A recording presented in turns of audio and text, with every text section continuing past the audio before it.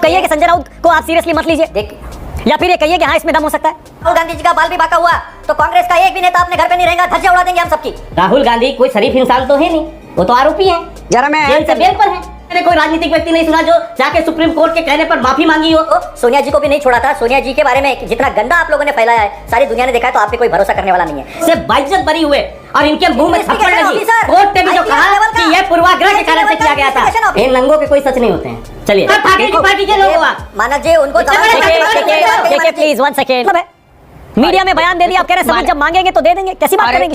नमस्कार दोस्तों, स्वागत है आपका। आप देख रहे हैं द भारत डिबेट। दोस्तों आज की डिबेट होने वाली है बीजेपी के प्रवक्ता के शर्मा और कांग्रेस के प्रवक्ता अतुल पाटिल के बीच में। दोस्तों जैसा कि आप लोग जानते हैं, कांग्रेस के प्रवक्ता हो या नेता, उसे अगर कोई भी मुद्दा ना मिले तो कुछ ऐसा बोल जाता है कि वो पूरा मीडिया पे छा जाती है। इस बार भी कुछ ऐसा ही हुआ है। संजय राउत ने बड़े दावे के साथ बोला है कि राहुल गांधी के बारे में विदेशों में साजिश हो रही है और राहुल गांधी की जान को खतरा है। दोस्तों आज की डिबेट काफी मजेदार होने वाला है, इसलिए आप लोग से अनुरोध है कि प्लीज डिबेट को अंत तक देखिएगा, आप लोग को काफी ज्यादा आनंद आने वाला है। चलिए दोस्तों मेन डिबेट को स्टार्ट करते हैं।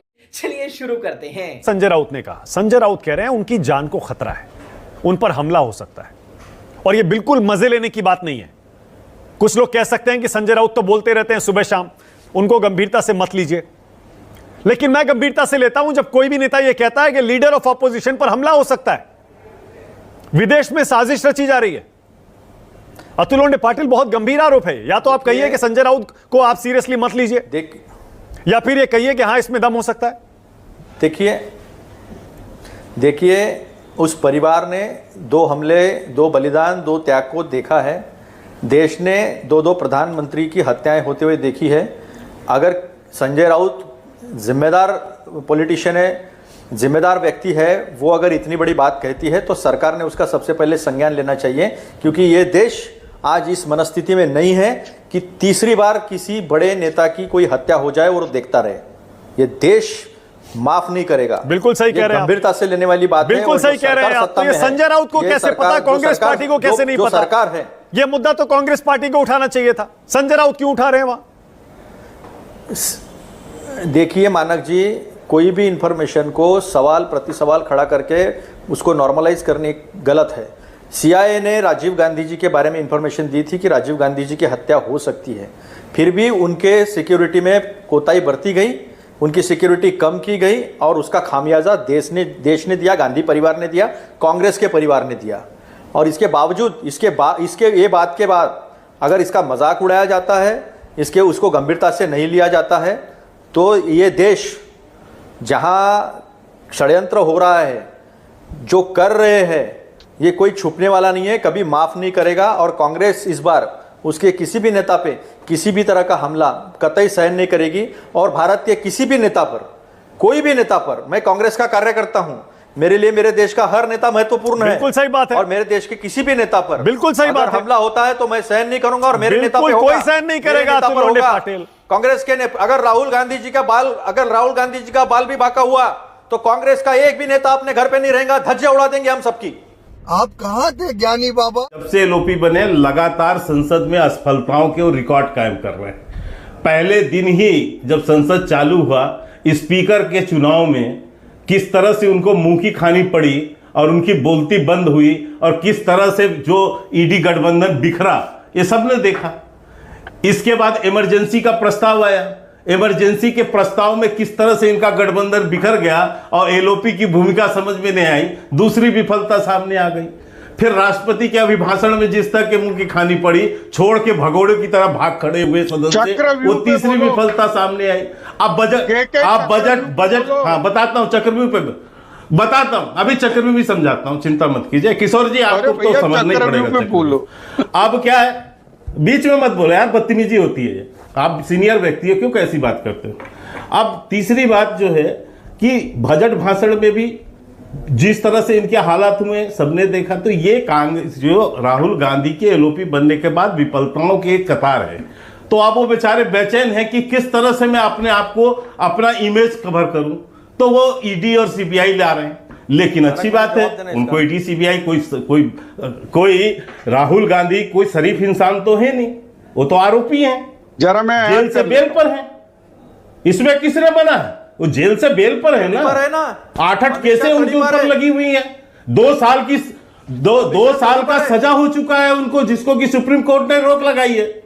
सुप्रीम कोर्ट ने 2 साल की सजा पे रोक लगाई है ना, इनके सजा से खारिज तो नहीं किया है। जेल से नेशनल हेराल्ड के 5,000 करोड़ के भ्रष्टाचार में मां बेटे दोनों जेल से बेल पर हैं। तो कौन सी शराफत है इनकी? तो ये कभी भी जा सकता। अभी लगातार जांच चल रही है। अभी पिछले 2023 नवंबर में जो जांच हुई है उसमें 750 करोड़ की संपत्ति नेशनल हेराल्ड की जब्त हुई है इनकी। 90,000 से ज्यादा शेयरों के गिरफ्तार हुए हैं उसमें।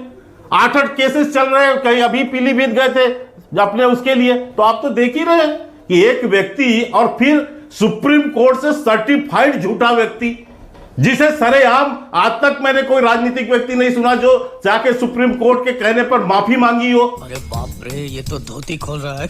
इन्होंने जितना झूठ बोल परोसना था परोसा, मैं बीच में बोला नहीं, लेकिन देखो मैं सच बोलने लगा तो कैसे मिर्ची लगी और इनका स्वभाव और इनकी प्रवृत्ति मैंने सामने रखी। झूठ बताओ ना, क्या है? बताता हूं मैं सारा झूठ बताता हूं मैं आपका। क्या घटना है? पहली बात ये देखिए, वन बाय वन ऐसे नहीं, ऐसे कोई कुछ समझ नहीं पाएगा। नो ओनली वन, एक एक करके। अतुल लोंढे पाटिल बोलिए, आपकी बारी है। देखिए, मुझे भी शरद पवार जी जैसा अभी बोलने पे इन्होंने मजबूर किया है कि देश का गृह मंत्री तड़ीपार रह चुका, मेरे महाराष्ट्र के जेल में रह चुका है, ये सबने देखा है भैया। बकायदा बरी हुआ है, तड़ीपार रह चुका है, महाराष्ट्र के जेल में रह चुका है वो तड़ीपार, आज देश का गृह मंत्री है। रही बात, इन्होंने हेराल्ड की बात की, हेराल्ड कंपनी उनके नाना जी की है। हेराल्ड कंपनी में आपने जो भी केसेस लगाए 16 में बंद हुई थी, आपने 16 के बाद उस केस को फिर से ओपन किया केवल तकलीफ देने के लिए। 55 घंटे की इंक्वायरी करने के बावजूद आप उसमें से कुछ निकाल नहीं पाए, केवल बदनामी करना, एक गलत नैरेटिव खड़ा करना और गांधी परिवार को बदनाम करने का सिलसिला हमने पंडित जवाहरलाल नेहरू जी से देखा है, अभी और राहुल जी तक हम देख रहे हैं। आपने तो सोनिया जी को भी नहीं छोड़ा था। सोनिया जी के बारे में जितना गंदा आप लोगों ने फैलाया है सारी दुनिया ने देखा है, तो आप पे कोई भरोसा करने वाला नहीं है। अपनी आंखें खोल और गौर से देख, तू कहां और किसके सामने खड़ा है। बिल्कुल अमित भाई शाह के ऊपर यही कांग्रेस के लोगों ने झूठे आरोप लगाकर और उस समय जितना प्रताड़ित करना था किया, लेकिन इसके बाद वो कोर्ट से बाइज्जत बरी हुए और इनके मुंह में थप्पड़ लगी। कोर्ट ने भी जो कहा कि यह पूर्वाग्रह के कारण से किया गया था, ये था, ये इनकी सच्चाई। तीसरी बात इन्होंने कहा कि राफेल, इन्होंने कहा कि नेशनल हेराल्ड, सबको पता है, नेशनल हेराल्ड खोलने मत लगाइए। नेशनल हेराल्ड, अरे भैया आईपीएस अरे अतुल भाई रुकिए ना, हम कुछ समझ ही नहीं पाएंगे दोनों ना, दर्शक समझ पाएगा क्या फायदा है उठाई है। एक साथ बोलने का कोई फायदा नहीं है। प्लीज आपने अपनी बारी में बोला ना, बोलने दीजिए। तो इनके नेता का भी सच में सबके सामने लाके रुकिए ना, आपने बोला ना, आप अपनी बात कहें, वो अपनी कहें, दर्शक तय करेंगे। शर्मा कंप्लीट करिए। अरे नंगों की कोई सच नहीं होते, इन नंगों के कोई सच नहीं होते हैं। चलिए देखो, ये नंगे आपको बताता हूं, उन्होंने उनको ऊपर जबरदस्ती अमित भाई के ऊपर एक झूठा केस बनाकर और कोशिश की गई थी, जो कि कोर्ट से बाइज्जत तो बरी हुए। कोर्ट के जज ने इनको लताड़ लगाई और बताया कि किस तरह के केस जो है उनके ऊपर झूठे केस लगाए गए थे। बिल्कुल। दूसरी बात, नेशनल हेराल्ड के मामले में अभी इन्होंने झूठ बोला कि 2016 में क्लोजर रिपोर्ट, हिंदुस्तान के इतिहास 2016 में क्लोजर रिपोर्ट आई। मैं चुनौती देता हूं अतुल लोंढे पाटिल को कि यदि नेशनल हेराल्ड में कोई क्लोजर रिपोर्ट है तो अभी वो यहाँ पर दिखा दे। ओके, ये कह रहे हैं तो के शर्मा सरकार से भी कहलवा दे कि इसकी इंक्वायरी वो करवा देंगे। और ये बात बहुत ही संगीन है कि भारत की सरकार विदेश के भूमि में विपक्ष के नेताओं का हत्या का षड्यंत्र कर रही है। तो के शर्मा सबूत मांगेंगे तो हम जरूर देंगे। अब मैं बात करता हूँ, ये देखो किशोर जी बहुत गंभीर आरोप है। किशोर जी बहुत गंभीर आरोप है। किशोर जी आपको सबूत देना चाहिए, मांगेंगे तो सबूत दे देंगे, नहीं आपको देना चाहिए। आरोप आपने लगा दिया। एक मिनट रुक जाइए, शर्मानी चाहिए। अरे भाई चाटुकारों बंद करो इस स्तुतिगान कांग्रेस का।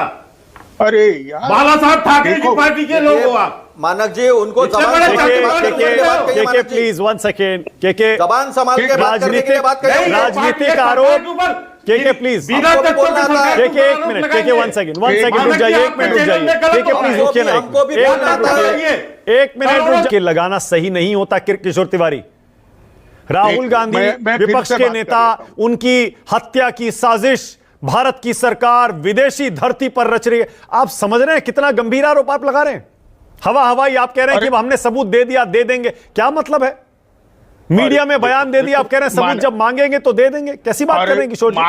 मानक सरकार हिल गई है जब ये बात कह दी। तो मैं अभी कह रहा हूं ना, बात की गंभीरता आप समझो।